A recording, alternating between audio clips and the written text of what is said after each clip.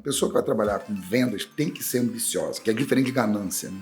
A ganância, eu passo por cima dos valores éticos e morais para conseguir algo.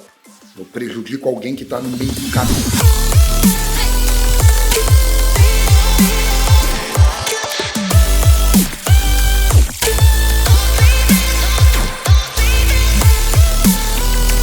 Fala galera, tudo bem? Tudo tranquilo? Sejam muito bem-vindos em mais um episódio do nosso Gapcast. Aliás, um episódio super especial, nosso primeiro episódio de 2024. Então é muito bom estar com vocês aqui, é muito bom ter a participação de vocês aqui nesse projeto que eu sempre falo que é um dos projetos que eu mais gosto de fazer, que é trazer as melhores pessoas para você que nos acompanha, que nos assiste, que tem aí sempre esse engajamento e esse compromisso com a gente. Então, antes de eu apresentar meu convidado, deixa aqui o seu comentário, deixa aqui o seu like a respeito do nosso projeto, a respeito de pessoas que você gostaria que a gente trouxesse aqui para estar conversando, trazendo conteúdo rico para você, para levar você para o nível de alta performance que você merece. Isso mesmo. Garante que você está inscrito no nosso canal, então clica no sininho para garantir que você está inscrito no nosso canal e todos os conteúdos do nosso YouTube está chegando devidamente para você, para que a gente possa junto chegar ao nível que nós desejamos, ou seja, o nível de alta performance. E como eu falei, hoje é um convidado muito especial, convidado que vem lá do Rio de Janeiro e veio para enriquecer demais a nossa equipe, veio para enriquecer demais a nossa empresa e hoje cuida de dezenas de academias, é o responsável pelo treinamento, desenvolvimento e acompanhamento de dezenas de academias do Método GAP. E, obviamente, ele vai estar compartilhando isso e muito mais aqui de toda a sua jornada com vocês no dia de hoje. Então, com vocês, seja muito bem-vindo. Marcos Vinícius, seja muito bem-vindo, meu amigo.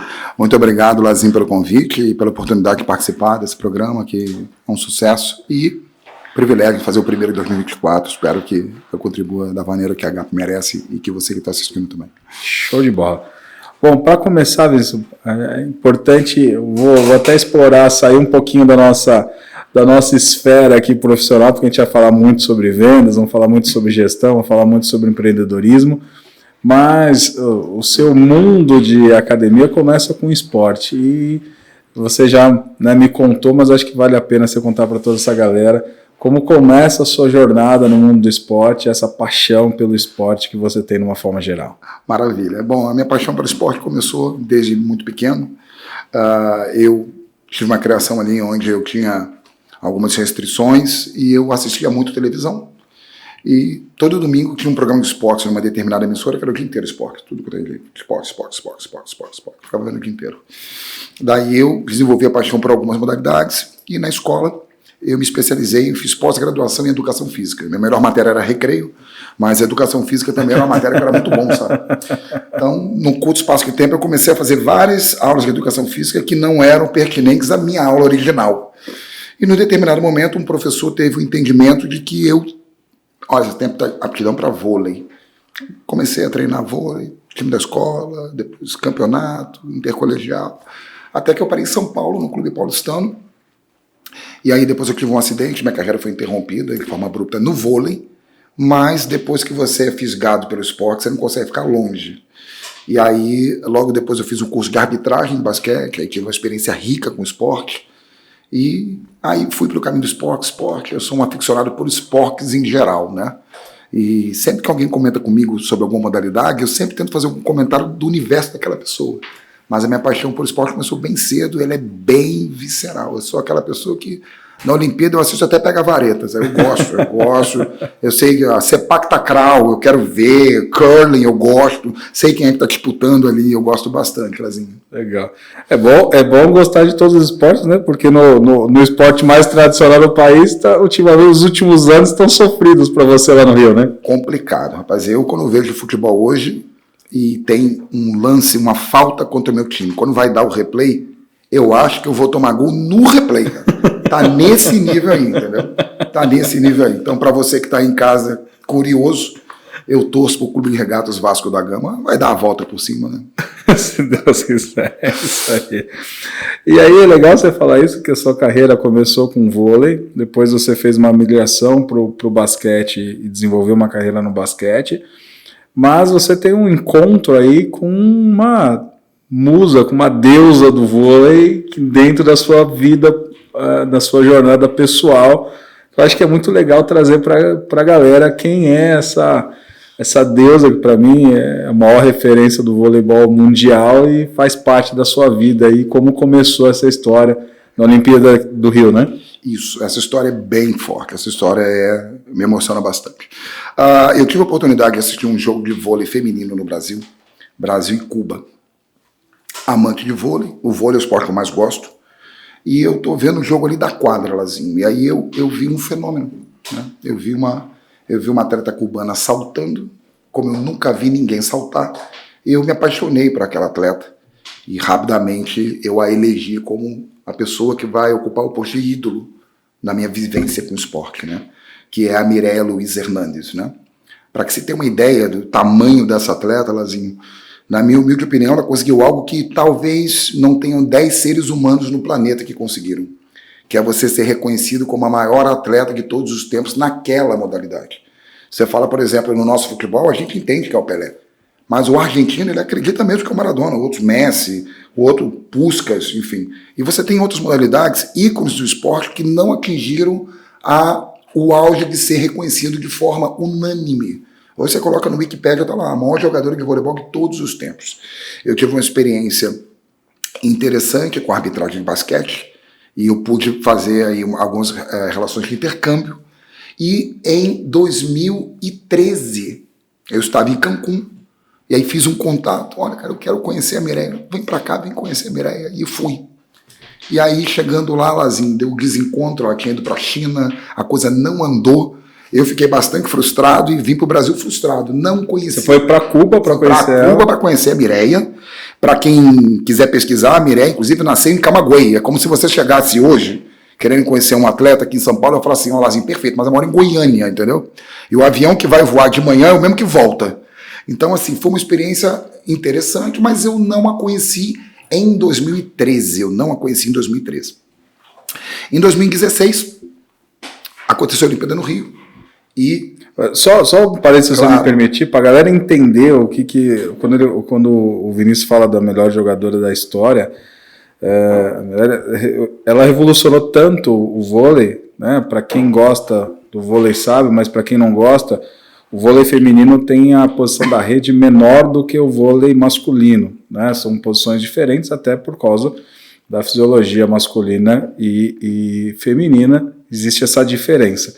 A Mirella era tão acima da média, né, que o treino dela era com rede masculina, né? Então ela saltava, quando ela jogava em rede feminina, ela saltava muito acima das demais, né? Era um salto, só para elucidar, óbvio, ela ganhou tudo na carreira dela, mas só para elucidar aí um pequeno ponto técnico para todo mundo poder entender esse lado técnico aí da história dela, né? Exatamente isso, Lazinho. E aí o que aconteceu em 2016, na época eu era casado, e o meu ex-sogro falava muito bem inglês, morou em Nova York, e falar inglês é um predicado muito relevante para quem vai trabalhar em Jogos Olímpicos.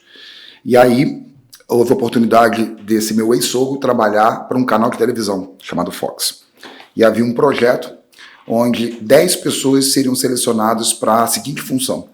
Eles teriam que ir de carro no hotel, pegar uma personalidade que a Fox contratou para trabalhar na Olimpíada, iria para esse novo estúdio, ficaria de manhã esperando o programa terminar, e depois ficaria à disposição dessa personalidade até meia-noite, para onde ela quisesse ir. Quero ir para a praia, quero ir para a escola de samba, enfim.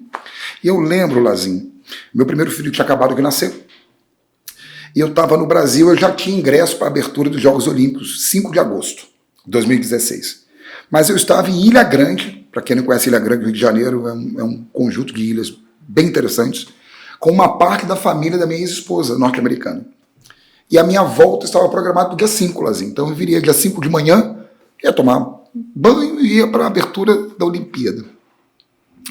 E aí eu recebo um telefonema por videochamada no dia 4. E quando eu olho o telefone de manhã, 8 horas da manhã, Lazinho, eu vejo o nome do meu ex-sogro.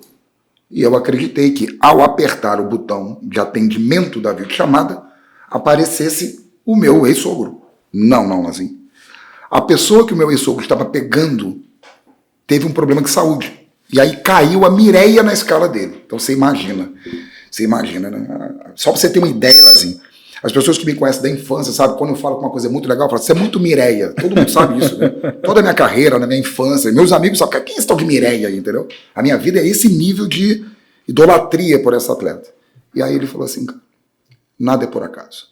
E aí, Lazinho, quando eu atendi a videochamada, eu fiquei, o telefone caiu. Eu falei, não pode ser essa pessoa. E aí consegui pegar o telefone e ele falou assim pra mim, ó, tá marcado hoje 7 horas da noite, na tua casa, em Niterói, no Rio de Janeiro. Eu deixei a família lá toda lá, fui com uma pessoa só pro Rio de Janeiro. Ela chegou na porta da minha casa, Lazinho, eu tive uns 40 segundos que eu fiquei em transe. Transe, cara, transe, literalmente transe. E ela, o marido dela é ministro de esporte de Cuba. E aí chega na minha residência, eu ali, recebo a pessoa ali na minha casa, não acreditando. Conversa vai, conversa vem, conversa vai, conversa vem. O Humberto, um beijo, Humberto. A gente vai estar junto amanhã, na casa da Virna, amanhã. Ah, é? Que legal. Estamos gravando aqui. Amanhã eu vou estar lá na casa da Virna com a Mireia e com o Humberto. Um beijo.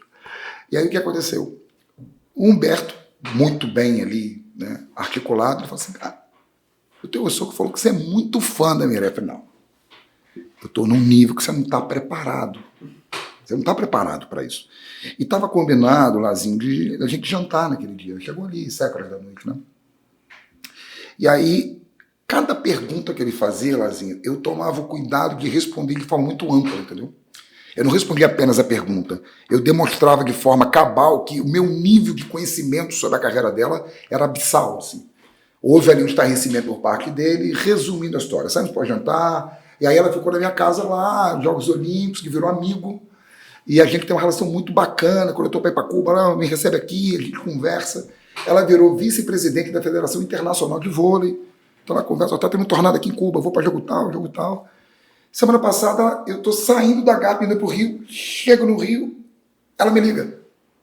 Eu acabei de chegar em São Paulo, agora você veio me ver. E aí eu cheguei ontem, eu estou gravando aqui, eu cheguei ontem em São Paulo. Amanhã a Virna, né, grande amiga da Mireia está hospedada na casa da Virna. E amanhã, após o evento da GAP, eu estou indo para Campinas lá para dar um abraço lá. Virou minha amiga. É inacreditável. Uma ídolo que virou amiga. Ídolo que virou amiga, a gente conversa sobre particularidades, eu perguntei sobre muita coisa da ilha de Cuba, perguntei muita coisa sobre Olimpíada, histórias extraordinárias, e é um casal espetacular. O que eu vivi é algo assim, muito forte, é uma história de vida assim, em relação à idolatria, assim, muito interessante, porque virou minha amiga. Que legal, comigo, cara, que gostoso. E é muito bacana porque assim, né, muitas pessoas falam assim, olha, não conheço o seu ídolo porque o ídolo pode frustrar você, né? Porque às vezes é aquela coisa de que o grande ídolo, quando você conhece, ele tem, obviamente, as suas particularidades, é um ser humano como outro qualquer, e aí você acaba até se frustrando de tanta idolatria. E muito legal que, na verdade, é muito pelo contrário, né? Não te frustrou em absolutamente nada, só te enriqueceu. E é muito legal porque você me contou que ela quis ficar na sua casa durante todos os jogos, né? Ela quis se hospedar na sua casa durante todos os jogos. O seu sogro continuou trabalhando para ela durante o ciclo? Teve mais 2 oportunidades com ela, mas aí já estava feito, já estava feito o plano anual, entendeu? Mas para você ter uma ideia como é que foi enriquecedor, tem uma passagem muito interessante, muito interessante. A gente estava tomando café. E a seleção brasileira feminina, ela era a atual bicampeã olímpica. Então, a seleção brasileira feminina de vôlei tinha sido campeã em 2008, 2012. Na China, né? Em 2008 foi em Londres. Em Londres, depois da China. 2008 foi na China, 2012 foi em Londres. Perfeito. E ela chegou no Rio como uma grande favorita. E aí, tomando o café da manhã, no dia que o Brasil perdeu, ela fala para mim assim, ó, hoje, dificuldade para o Brasil passar das quartas de final. Eu falei, bom, você é meu ídolo, né? Você conhece isso mais do que eu. Mas você me explica. A explicação dela foi algo assim, eu fico arrepiado. Falou assim, eu não sei se eu já te contei qual foi o título mais difícil que eu ganhei na minha vida. Eu falei, não tenho ideia, você é um gênio do esporte. O título mais difícil que eu ganhei foi a Havana, em 1995, Jogos Pan-Americanos. Aí perguntei por quê, né? Quando você joga em casa e a expectativa é que você seja campeão, a pressão é algo que só quem passa por isso sabe. Nada se compara a isso. Ela falou assim, fala pra mim assim, a quadra ficou menor, a gente ficou maior. Fidel tava lá, todas as emissoras passando o jogo. A gente tinha que ganhar. Foi o jogo mais difícil da minha vida. E ela me falava, elas não sabem o que é jogar uma partida eliminatória em casa. Esquece tudo que elas viveram. E aí, como o jogo era com a China, eu conhecia Tinzu, aí começa ali aquela conversa da profundidade do negócio. Técnico. Não deu outro. Não deu outro. A gente foi pro estádio, pro ginásio, ela comentava na Fox com Márcia Fu, e eu vendo o jogo ali perto, não deu outro, elas Brasil eliminado. E no final do jogo a gente conversava, é o que eu falei, você me falou no café da manhã. Depois daquele dia, tudo que ela falava vai acontecer, cara. Cara, sei lá, tô dando ideia. O Febre vai morrer afogado. Deve morrer, né, cara? Mas é algo, assim, muito enriquecedor mesmo. Que legal. Eu quis trazer isso aqui para mostrar a profundidade do amor que você tem, além pela Mirella, claro que você trouxe, mas pelo esporte, de uma forma geral. Né? Isso é muito legal, porque eu também sou um apaixonado, você sabe muito bem disso, pelo esporte. Aliás, eu acho que o esporte modifica a vida de qualquer um, né? E deveria ser uma obrigatoriedade das pessoas passarem pelo esporte, ainda mais o esporte de alto rendimento, né? Porque entra naquela coisa de você querer sempre elevar o seu nível, sempre ser o melhor, sempre procurar treinar em excesso, né, e saber que aquilo que você está treinando hoje é insuficiente para amanhã, que vai ser insuficiente para a semana que vem, que vai ser insuficiente para a sua jornada. E aí, pegando isso, como começa a sua jornada profissional aí? Então, o que o esporte te ajudou, qual foi a profundidade que o esporte te ajudou para começar essa jornada extremamente vitoriosa também no lado profissional, né, por onde você passou grandes projetos, grandes realizações. Então, como faz essa transição para a galera poder entender aí e como começou essa jornada profissional? Maravilha. Existe uma sinergia entre esporte de alto rendimento e uma carreira vitoriosa de qualquer natureza, né? Que é o seguinte, você não consegue ter alta performance sem lidar com algumas dores. Quem quer crescer, quem quer evoluir, quem quer trabalhar em alta performance, tem que lidar com coisas que uma pessoa que opta por uma carreira mediana não tem. Então eu tinha aí esses valores muito enraizados em mim. Eu era uma pessoa assim, não importa o que eu vou fazer, eu quero estar entre os melhores daquilo que eu vou fazer. Eu tive uma oportunidade de começar a minha carreira de forma mais contundente numa escola de inglês. Então, logo eu entrei, eu fui apresentado ao universo da competição comercial. Né? Então, você imagina, juntou a fome com a vontade de comer. Né? Eu pensei assim, eu ainda ganho um prêmio se ficar em primeiro lugar, ganha, né? E aí eu tive o privilégio de trabalhar com uma pessoa muito conhecida no mercado, né? Também, assim como você, uma pessoa de muito sucesso no segmento, muito reconhecido. E a minha carreira comercial começou assim, era uma marca desconhecida, mas que tinha duas coisas que a Gap também tem: ambição e valorização dos protagonistas. Então, eu comecei a carreira dentro dessa escola de inglês, e aí a gente está falando aí de 26 anos de carreira comercial. Né? 26 anos de carreira comercial. Começou no Rio mesmo. Comecei no Rio de Janeiro, onde foi a primeira unidade dessa escola de inglês, que tinha pouquíssimas unidades, depois chegou a ter 450 unidades no mundo inteiro. E começou com um número muito pequeno de unidades, mas começou no Rio de Janeiro. Eu trabalhei no Rio de Janeiro. Legal. Só para a galera entender, para chegar a 400 unidades é muito trabalho, é muita coisa, é muito sucesso, isso é muito bacana. Mas o que mais te motiva nesse setor comercial, já que você, né, e toda vez que você fala com muito amor, o que mais te motiva nesse mundo comercial? Eu acredito piamente que a área comercial é o lugar que tem a maior possibilidade de transformação da pessoa. Então, eu aprendi a enxergar que a venda, na verdade, não é um fim, ela é um meio para você se transformar num ser humano melhor. Então, eu acredito muito, Lazinho, que uma pessoa que se dedica a vender em alta performance, obrigatoriamente vai precisar evoluir em questões comportamentais que se traduzem em você ser uma pessoa melhor para o mundo, nas relações interpessoais, nas decisões que não tem nada a ver com uma venda. A venda tem esse poder transformacional que transcende muito você converter um aluno em matrícula, uma pessoa em matrícula. Até porque os benefícios que uma pessoa que nós influenciamos, por exemplo, na GAP, para tomar uma decisão, são infindáveis se comparado a uma eventual premiação nossa. Então, assim, eu vi essa transformação acontecer em mim, mas também em outras pessoas. Então, o que mais me move é saber que vender em alta performance transforma você num ser humano melhor. E acredito na lei do retorno. Então, quando você realmente está vendendo algo que você acredita e é para o bem, que é um produto que traz saúde, cultura, que transforma uma pessoa, a vida que devolve isso. Então, isso é o que mais me move, a área comercial. Para você, quais são as principais diferenças entre um vendedor vencedor e um vendedor passador de tempo, vamos colocar assim? Maravilha. O vendedor vencedor, ele entende que vendas tem a ver com gestão das emoções.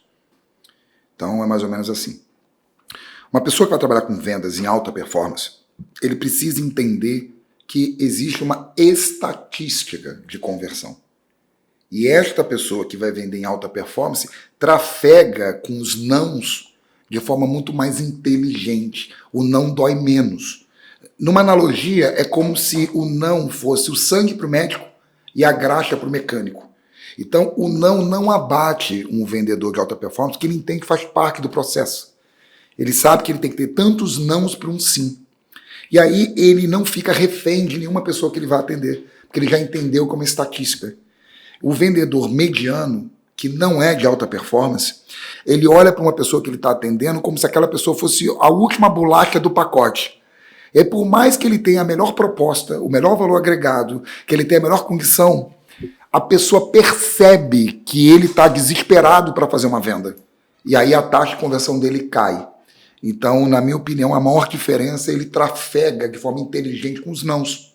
Os nãos fazem parte do processo. Quando ele entende isso, ele não tem dúvida se ele vai conseguir. A dúvida dele é o quando. E ele passa a conquistar os seus sucessos em menos tempo. É mais ou menos assim, Lazinho. Eu vou dar um exemplo assim, bem metafórico, né? Eu pego essa caneca aqui, né? Gapcast On Air. Bonita. Se eu me predispuser a vender essa caneca aqui no Rio de Janeiro, em Copacabana, e eu precificar essa caneca aqui em R$600, o vendedor mediano, ele vai falar assim, pô, cara, muito difícil vender essa caneca para você, não vai vender. E o vendedor que é vencedor, ele fala assim, é certo que eu vou vender. Talvez eu tenha que tomar muito mais nãos pelo preço, mas é certeza que, estatisticamente, se eu parar na porta do metrô, uma pessoa vai pagar esse valor. Quando ele tem essa certeza, a dúvida é só o quando. E a grande maioria das pessoas, Lazinho, não tem essa segurança. Né? Eu, quando recebi o convite de vir para a GAP, eu não tenho dúvida que a GAP vai ser uma referência maior do que já é. Cá para nós, a nossa dúvida é o quando, porque é um processo. Né? Quando você dá o treinamento lá, faz isso. E há 16 anos que funciona. E não tem nenhum indício que não vai funcionar esse ano. Pelo contrário, já começamos com a corda toda. Sem dúvida. Sem dúvida. Você aí que é um parceiro da GAP, você está percebendo nitidamente a evolução da GAP todo mês. É a mesma coisa. Então eu enxergo dessa forma. Assim. Legal. E você que montou muitas equipes, né, comerciais e hoje é responsável pelo treinamento de dezenas de equipes comerciais. Uma dica para a galera para poder entender, cara, quando eu vou contratar uma pessoa, porque me dói muito ainda hoje em dia aquela coisa de assim, meu sobrinho trabalha com marketing, não sei o que, ou trabalha com gestão de não sei o que lá, mas ele está desempregado, então, pô, vê se você consegue arrumar pelo menos um emprego de vendedor lá, de recepcionista, e tal. Isso me incomoda muito, essa questão que vendas qualquer um pode fazer de qualquer jeito. Né? Eu não sei qual que é a sua visão a respeito disso, mas quando você vai contratar alguém, quais são ali, né, o que você consegue enxergar naquela pessoa? Claro que eu sempre falo que não existe uma fórmula mágica para contratação, né? Até porque quem tiver, com certeza não vai passar para ninguém essa. Não vai passar. mas vai guardar para si. Mas existe, obviamente, pela nossa experiência, alguns pré-requisitos que são fundamentais. Para você, quais são esses pré-requisitos fundamentais para que a gente possa errar menos na hora da contratação de uma boa equipe comercial? Eu diria que são 3 aspectos. Primeiro, ambição. Eu costumo brincar com algumas pessoas assim, entre a faca e o queijo eu prefiro a fome. Então, a pessoa que vai trabalhar com vendas tem que ser ambiciosa, que é diferente de ganância. Né? A ganância, eu passo por cima dos valores éticos e morais para conseguir algo. Eu prejudico alguém que está no meio do caminho. A ambição, não.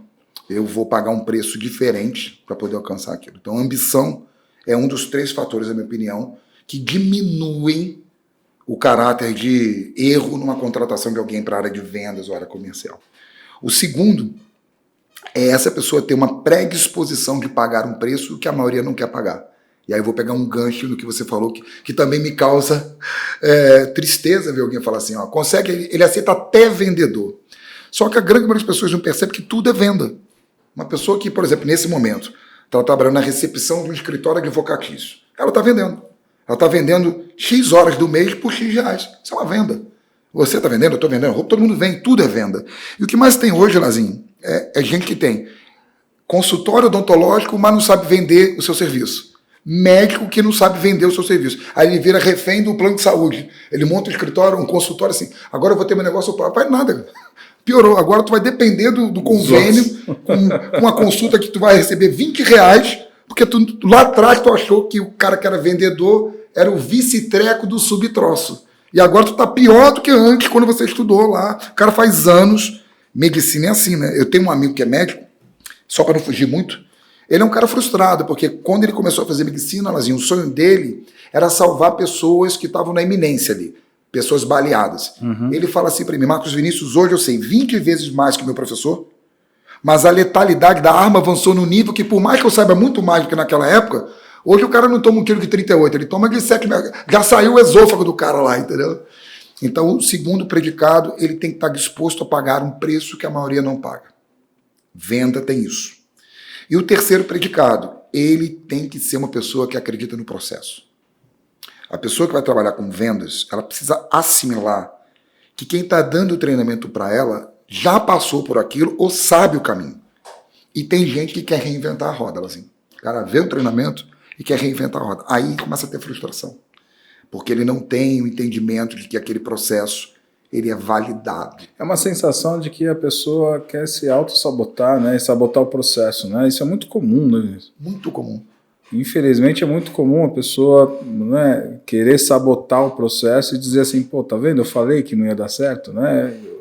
Esse nível de conscientização da sociedade, de uma forma geral, é impressionante, né? Ela tá louca para validar o fracasso, né? Como que você vê isso aí? É porque o fracasso é um entendimento conveniente. O fracasso é muito conveniente, porque o que dá certo é mérito meu, o que dá errado é culpa do sistema. Então, quando você se coloca numa posição confortável, você meio que justifica o seu fracasso. Como também tem muito caso assim, Lazinho, eu peguei muito caso assim também. Você está vendendo, a pessoa fala assim, pô, parabéns, te admiro, cara, isso é um dom que Deus te deu. Quando a pessoa fala isso, então Deus é o culpado da pessoa não ter evoluído, entendeu? Porque como ela não me deu o dom e te deu o dom, Lazinho, entendeu? Então é o dom que Deus te deu, né? Então as pessoas, elas trabalham muito nesse universo da conveniência, onde se eu fracassei, não fui bem eu. E a área de vendas é uma das áreas que mais você entende o protagonismo que você tem no universo que você habita. Eu acho muito interessante esse negócio de dom, né? Eu sempre falo, cara, então o vendedor é só ter dom que ele vai ser, lábia, né? Só lábia. E aí eu falo, pô, aí eu converso com vários gestores, donos de várias empresas, multinacionais, eu falo, cara, quando você vai contratar um vendedor, é igual você contratar um médico primeiro, né? Você iria num médico só porque ele tem dom para ser médico, então ele acordou com o dom de ser médico, né? Pô, você vai no médico, você vai procurar o melhor médico, aquele cara que estudou, aquele cara que estuda até hoje todos os dias, e o bom médico, você que tem amigos médicos, o bom médico é aquele cara que estuda todos os dias, né? Então a gente sempre fala, escolheu a profissão de medicina, você vai estudar o resto da vida. Minha filha está fazendo medicina, então ela sabe que vai estudar o resto da vida. E aí eu vejo o vendedor que fez um curso de final de semana e acha que aquilo ali já é suficiente para o resto da vida dele. E aí as empresas contratam isso achando que realmente aquele cara ele já está formado, né, vendedor. Como que você enxerga isso no mercado? Você, Lazinho, no nosso segundo contato, você usou uma frase que eu acho que não seria honesto da minha parte não falar dela aqui. Eu achei muito pontual, né? Hoje, no universo que a gente vive, a maioria das empresas contrata pelo currículo e demite pelo comportamento. Então, assim, a pessoa que acredita que apenas o currículo vai validar alguma coisa, está na época das cavernas, né? Hoje não funciona assim. Como é que eu enxergo a pessoa que faz isso? Ela provavelmente não se deu conta de quem acredita nesses valores está no universo que hoje está ultrapassado. Então, vendas também é evoluir todos os dias. Eu aprendo todos os dias, aprendo com você, aprendo com todo mundo da GAP. Venda também é aprender todo dia. Por exemplo, eu realmente acredito que se eu tentar vender algo para alguém, a pessoa não comprar, eu não tive competência para tocar no ponto da venda. Eu acredito que todas as pessoas são matriculáveis, por exemplo. Tá? Ela tem um botão ali. Se essa pessoa não teve esse botão acionado, se eu me convenço que foi pela pessoa, eu estou me sabotando, porque se eu me convenço que foi a pessoa que não comprou, é como se eu não precisasse evoluir. E aí, isso é muito comum, Lazinho. Eu trabalhei em área comercial de escola de inglês, e tem um termo em escola de inglês que é muito interessante. Toda escola de inglês tem esse termo. Que é assim, quando a pessoa faz uma matrícula, a pessoa fala assim, virei é assim, converti em aluno. Uhum. E quando a pessoa não faz a matrícula, ó, Lazinho, não virou.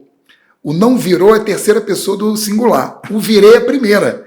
A pessoa não percebe, mas a mensagem subliminar é assim, eu consegui, ele não comprou. Aí é muito conveniente, né? É o famoso quando dá certo, o mérito é meu, quando dá errado a culpa é sua. Uhum. Pode parecer pequeno, mas isso explica como é que algumas pessoas têm um entendimento não coerente do que é vender, do que é evoluir como ser humano. Né? Perfeito.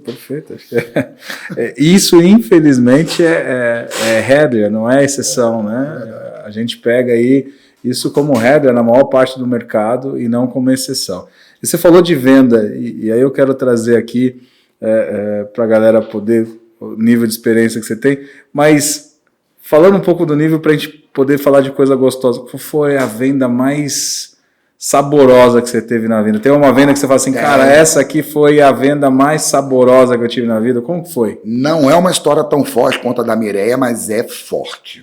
Forte. Vamos lá, essa aqui é rápida, a resenha é rápida. Uma vez eu estava atendendo um casal na escola de inglês e fazendo ali todo o processo de rapport, conexão, né, sondagem. E era um lutador de MMA. E ele estava acompanhado da noiva, por sinal muito bonita. Ele, por sinal, muito feio. E o curso era para ele. E aí, ao longo do meu atendimento, eu fui fazendo as perguntas de sondagem ali. Por que você quer falar inglês? Eu perdi uma oportunidade nos Estados Unidos por não falar inglês, eu luto lá fora, parari, pororó, peraré, enfim. Beleza, maravilha. No final do atendimento, eu passei o valor da matrícula. E aí ele me solta a seguinte pérola, porque é muito legal estar fazendo esse podcast contigo, porque existe uma particularidade na venda que me fascina. Todos nós tem um momento do trabalho que é fascinante. Eu vou confidenciar para você qual é o meu. O meu é depois da palavra mas. Para mim, o que separa o craque do comum é o mas. Não existe uma pessoa que você vai atender que não vai falar mas. Lazinho, adorei, mas vou fazer uma pesquisa. Mas vou consultar minha mulher. Mas o mais é que define quem está preparado para reverter o não da pessoa que vai sucumbir. E aí essa pessoa falou isso para mim. Olha, adorei tua explicação. Adorei a estrutura. Mas eu acho que esse valor de matrícula é caro. Lazinho, nesse momento eu perguntei para essa pessoa, eu posso fazer 3 perguntas? Ele, pode. Qual é a primeira? A primeira eu já fiz, que é se eu posso fazer 3 perguntas. Sobraram 2. A segunda é o seguinte, você confia mais em mim ou na tua noiva? Ele, claro, a minha noiva, claro, eu tô com ela, deve estar com ela muito, eu tô com ela já há 8 anos, né? Aí dá um outro beijo, né? Comigo você tá aqui há 20 minutos. Então, você confia muito mais na tua noiva do que em mim. A terceira pergunta é para ela. Aí eu perguntei, queria que você me fizesse entender o que é mais importante para o teu noivo? Falar inglês ou um par de tênis? Porque esse tênis que ele está usando é 4 vezes o valor da matrícula do curso de inglês. E ele me disse no início que ele tem a seguinte dor. Ele perdeu uma oportunidade, ele perdeu isso, perdeu aquilo, perdeu aquilo, perdeu aquilo. Lazinho, eu brinco com algumas pessoas que nesse momento, essa noiva pensou assim, se eu disser que o tênis é mais importante que o inglês, eu vou ganhar uma passagem para a Índia, né? Lá a vaca é sagrada. Se eu disser que é o inglês, indiretamente, eu estou dizendo para ele assim, você é imaturo. Porque qual é a principal característica da imaturidade? A pessoa dá valor a coisas que não tem valor e não dá valor a coisas que tem valor. Você pega uma criança, você dá uma nota de 100 para ela. Se você oferecer 5 de 2, ela troca. Porque na cabeça da criança o valor está na quantidade. E aí eu lembro como se fosse nesse minuto, Lazinho. A noiva olha para ele e fala assim, ela usou uma frase que usa muito no Rio, tá? Ela falou assim, ó, deu ruim. Deu ruim assim, cara, e agora, entendeu? E ele pagou a matrícula na força do ódio. Ele preencheu o cheque olhando assim, eu vou te matar, isso é certeza, eu quero acabar com a tua vida, é no constrangimento. E aí 5 meses depois, ele me procurou na minha sala. Eu tô adorando o curso, mas quero te dizer uma coisa. Pode não, cara. Cara, no dia que você me matriculou, cara, eu fiquei com uma raiva de você. Eu falei, tá, mas em que momento desses 5 meses você percebeu que aquilo que eu fiz com você era para você tomar a melhor decisão da tua vida? Que tem decisão que é no amor, tem outros que é na dor. Ó, para mim é mais importante que salvar. Aliás, quando a gente nasce, a primeira coisa que acontece, a gente já toma para respirar. Então a vida é assim. Ele falou, você tem razão. E aí a gente ficou amigo daqui a pouco. Resumindo, cara, depois eu tive como inquilino um lutador campeão mundial de UFC por... Eu ficou louco. Ele foi seu inquilino. Um amigo dele virou meu inquilino, cara. Entendeu? Eu ficou louco, cara. Aliás, a gente tem, inclusive, um parceiro nosso no Rio de Janeiro da 4F, tá vendo aí, o Pedro Riso. Mas essa, teve várias, mas essa, Lazinho, acho que foi emblemática, assim, né? Que legal, cara. Que história fantástica. E, na verdade, assim, além de ser uma história extremamente engraçada, mas é uma história verdadeira e real, né? E como que as pessoas, infelizmente, né, têm dificuldade de colocar prioridade. E cabe ao vendedor, né, ajudar a cada um dos seus clientes a listar as prioridades da vida dele, né? E aí entender as prioridades da vida dele, para que daí ele tome decisões mais assertivas. Porque imagina você, nesse exemplo, ele estava negando um aumento do sucesso profissional, aumento da carreira dele, aumento de aproveitar novas oportunidades, para que ele pudesse ganhar muito mais dinheiro para comprar muito mais tênis. Ele estava negando a compra, mas...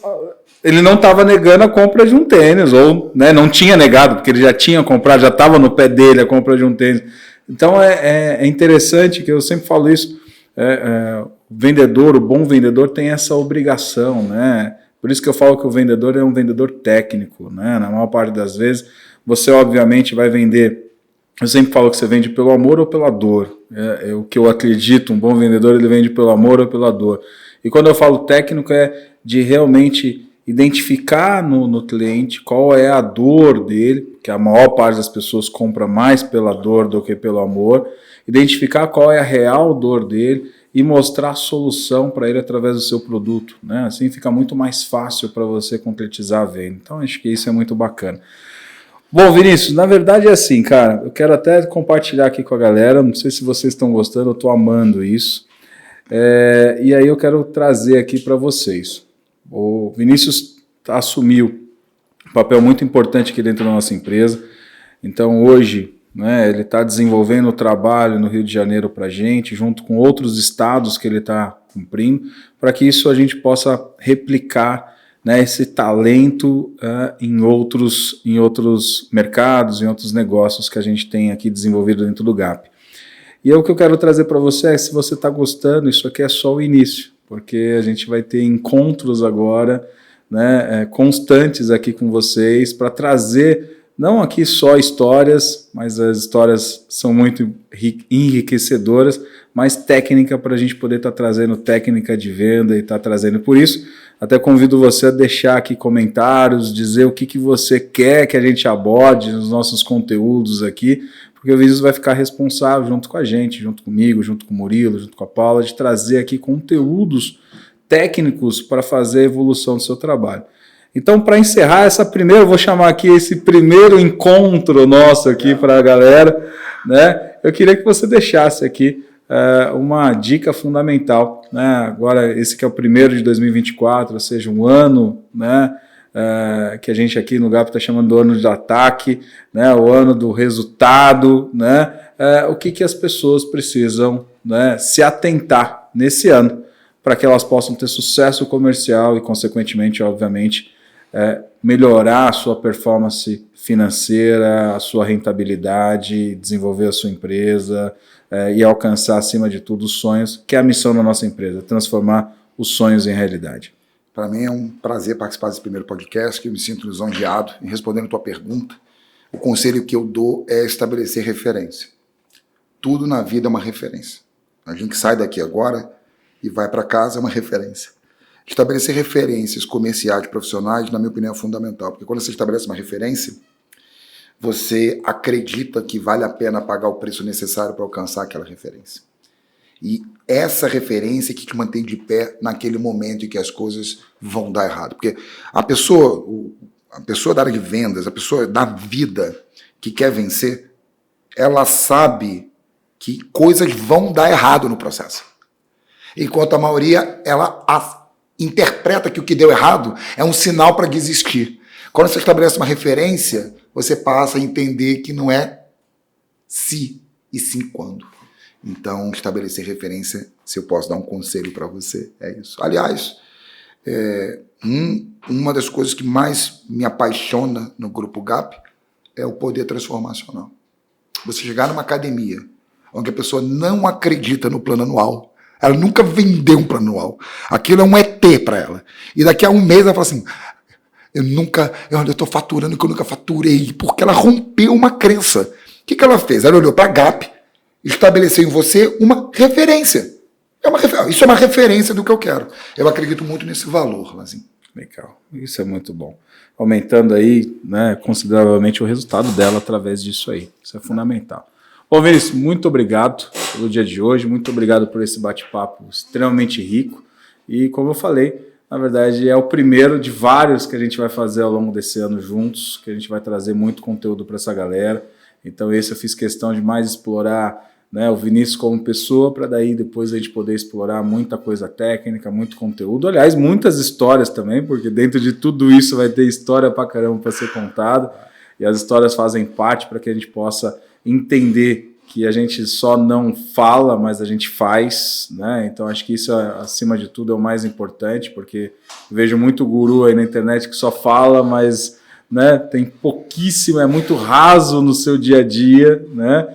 E aqui, graças a Deus, a gente fala e faz, e a gente vai trazer muitos cases aí para contar para vocês. Então, muito obrigado, meu irmão. Obrigado a você, Lazinho, pelo convite. Um beijo para todos que estão assistindo. Obrigado, família GAP. E 2024 promete, está só começando. É isso aí. Bom, assim como eu, se você gostou, comenta aqui, deixe os seus comentários, compartilhe esse vídeo com o máximo de pessoas possíveis. E aquilo que eu falei no início, eu vou reforçar.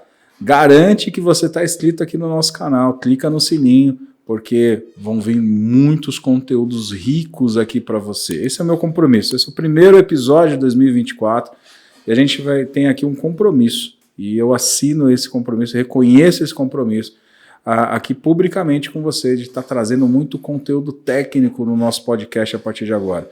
Então a gente vai explorar muito todo o nosso time aqui, mostrar para você esse trabalho multidisciplinar que a gente tem com vários especialistas de marketing, de RH, de vendas, de gestão, de finanças, trazendo os melhores conteúdos para levar você para o nível de alta performance que você merece. Só que para isso a gente precisa do seu engajamento, precisa da sua participação, precisa da sua contribuição. Então, vamos juntos. Até o nosso próximo episódio. Te espero lá. Sucesso!